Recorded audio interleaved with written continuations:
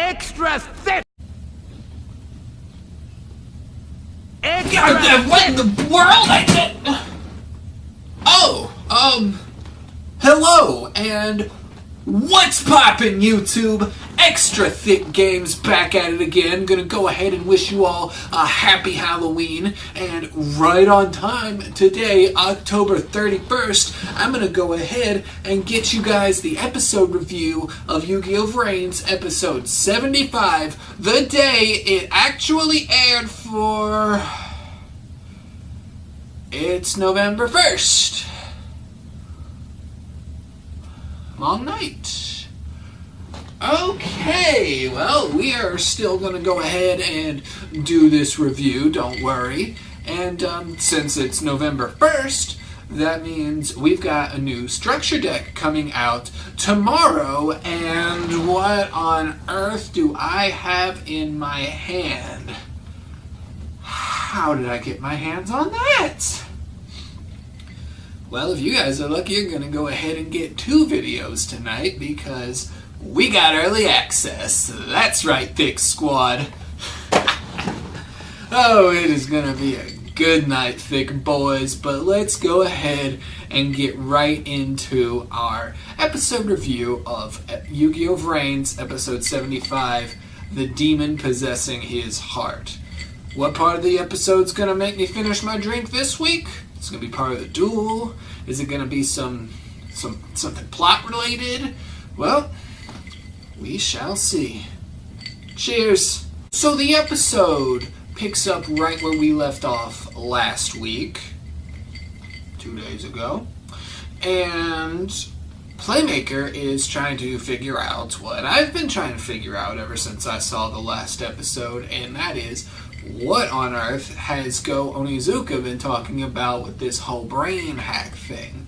And as it turns out, it's not really a skill, so to speak. It's actually a shocking reveal that Onizuka, to get this weird personality transformation and losing all his thickness, has undergone an experiment where he and an AI have become one. He got this AI plugged into his brain to enhance his dueling capabilities. So, since that wasn't a skill and it didn't necessarily give him that fusion spell, I suppose I chugged my drink last week for nothing.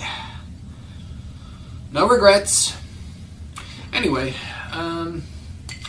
Zaizen at Soltec is watching from afar and noticing this reveal and how Onizuka is behaving, and he notices that the Onizuka that they knew is no longer there. He is showing no traces of the man that he once was. And then we get our nice opening theme. So the episode resumes in the somewhat recent past, with the old Go Onizuka at Soltec, right? And he's being presented with this chip, and it's a AI dual implant, they call it. And like it sounds like, it's an implant that is an AI that will help him duel. Who would have thunk it? And Zaizen presents it to him, and Onizuka's not sure about it at first. He's saying, like, you think my only chance at winning is to rely on an AI? And Zaizen's basically like, look, this is the option. I showed it to you, take it or leave it. He wasn't trying to force it on the man one way or the other. But Onizuka, in the end, chooses to have the implant put in, despite the warnings that Zaizen gives him, in that since it is an experimental product, it could have a pretty serious side effect of Onizuka totally losing himself. But Onizuka kind of just shrugs that off, like the badass he used to be, and basically says, I have decided to become stronger at all costs. And then the flashback ends, and we resume the duel. Onizuka's turn continues, with his Chimera King T-Rexel attacking into Earth's token and dealing piercing damage and destroying it and powering up the monster even more, because I'm guessing this monster, this Chimera King T-Rexel's shtick is that it is just all about beat down, big attack, huge numbers, deal burn. Very anime antagonist boss monster. Very, very much so. But Earth is still hanging in there. He's still hanging in. And it occurs to him about just after this duel, should Onizuka win, Aqua's going to be his next target, and he has every intention of hurting her. So, like the just sweet protective little Ignis that he is, he uses this to motivate his next move. He uses Crystal Heart to revive his invalid dolmen, and use a combination of effects to bring its defense up to match Chimera T-Rexel's attack. God, the names on these monsters. And then he's actually able to link summon again into another more powerful monster called Dignified Trilithon. First ring down. He uses this new powerful monster to attack into Chimera King T-Rexel, which negates the monster's effect, so it's lowered back down to its original 3,500 attack points, but he's able to lower it even more due to an additional effect that lowers it by 200 more. However, the monster is not immediately destroyed upon the result of the attack due to Onizuka's fusion spell, his dinosaur fusion spell in the graveyard. It protected his dinosaur monster that was summoned from its effect one time. But Extra thick!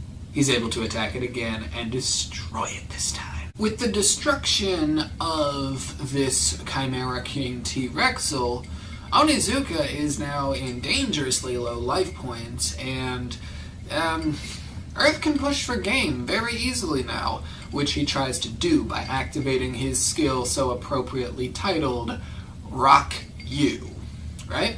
And what this does is it's going to deal damage to his opponent equal to the monster that he just destroyed. Its level times 100, and the fusion monster was level 8. 800 is more than what Onizuka had.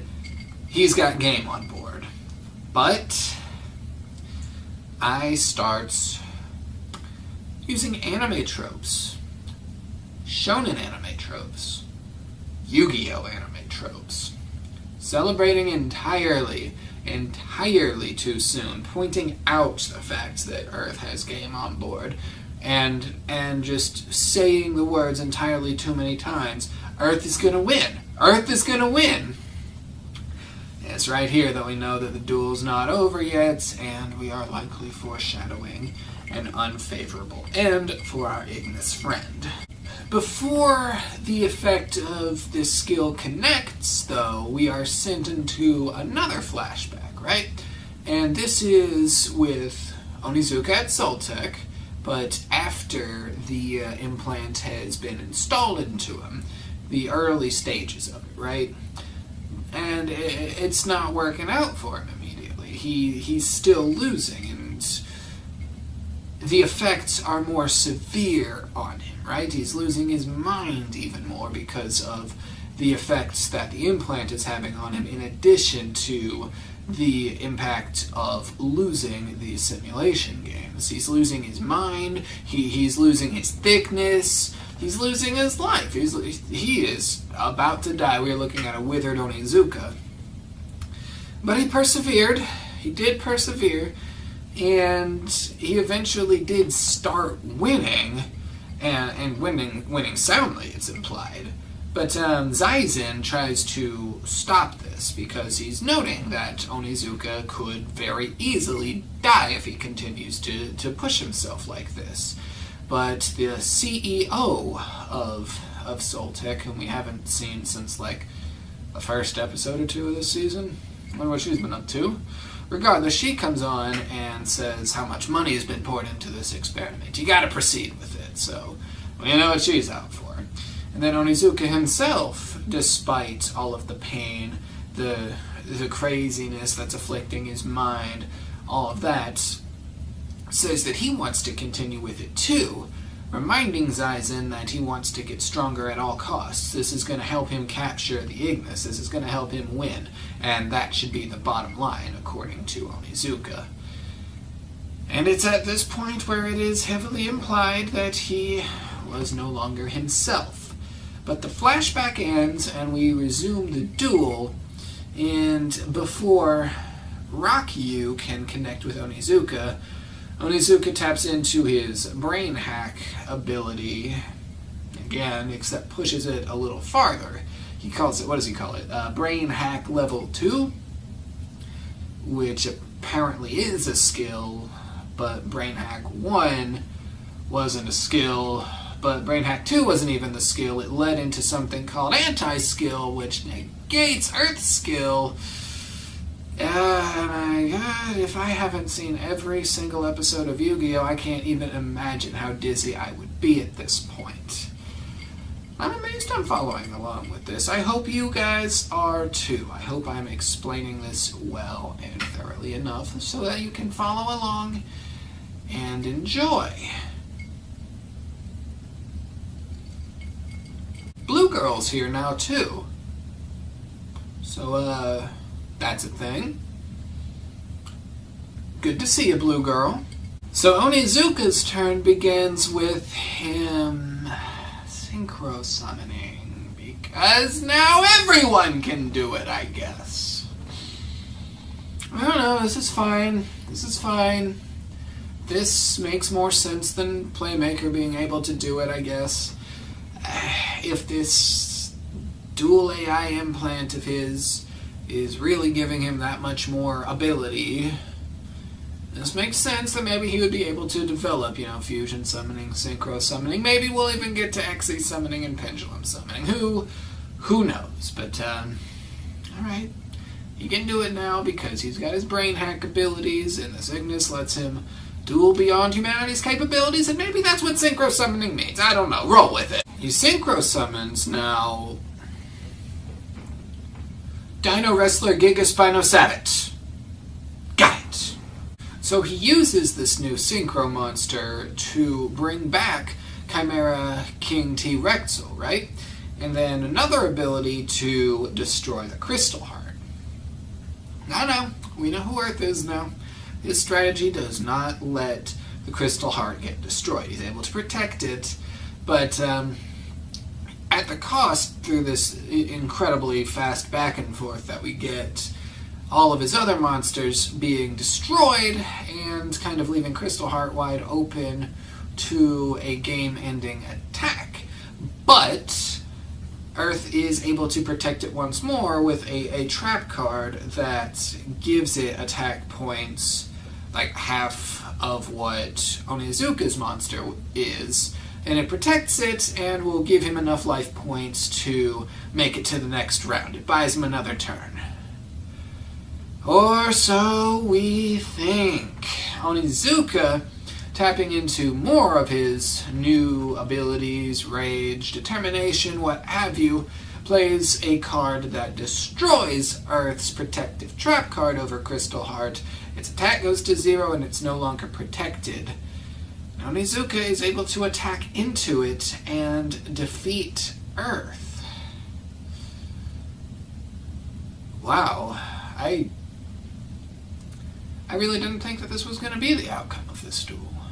Earth is then digitized and captured into Onizuka's dual disc.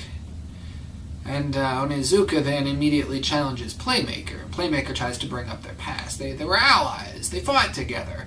And Onizuka refutes all of this. He doesn't care about it anymore. He's got to beat Playmaker. That's his goal. That's his task. And then Blue Girl tries to step in and duel in Playmaker's place. But Onizuka's avatar starts glitching out a bit. And from the real world, the CEO of Soltech demands that he be forcibly logged out. And so that is what happens.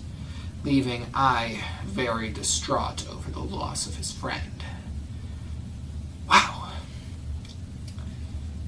And then in the real world, we see Earth trapped in Soltec, and he is being tortured. I don't know if he's being experimented on, but they're using these lasers on him that cut open his body, and they destroy the pieces that are cut off. And it's not only destroying his body, but his memories too. Piece by painful piece, we see this happen. This goes on a little while. This is a pretty slow process for Earth to endure. And his last moment is of Earth actually crying that he's forgetting Aqua's face. It was a genuinely sad and upsetting scene. Wow,